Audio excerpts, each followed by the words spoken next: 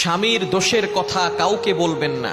অনেক স্ত্রী আছে, স্বামী একটু ভুল করলেই মানুষের কাছে বলে বেড়ায়, তার বাবার বাড়ির কাছে অথবা অন্য কারো কাছে বলে বেড়ায়। খবরদার, স্বামীর দোষের কথা কখনো বলবেন না।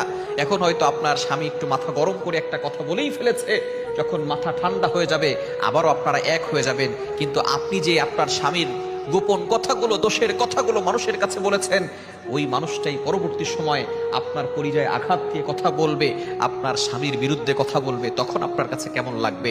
এজন্য অবশ্যই চার দেয়ালের ভিতরেই ঝগড়া হবে, মারামারি হবে, কাটাকাটি হবে, তারপরেও এই চার দেয়ালের বাইরে যেন না যায়। স্বামী স্ত্রীর ভিতরে একটু তর্ক হবে, ঝগড়া হবে, আবারও এটা অ্যাডজাস্ট হয়ে যাবে, ভালোবাসায় রূপান্তরিত হবে, কিন্তু মানুষের কাছে কখনো বলবেন না। অনেক স্বামীও এমন আছে, স্ত্রীর কথাগুলো মানুষের কাছে বলবে। খবরদার, এটা কখনো করবেন না। স্বামী স্ত্রীর কথা গোপন রাখবেন, স্ত্রী স্বামীর কথা গোপন রাখবেন।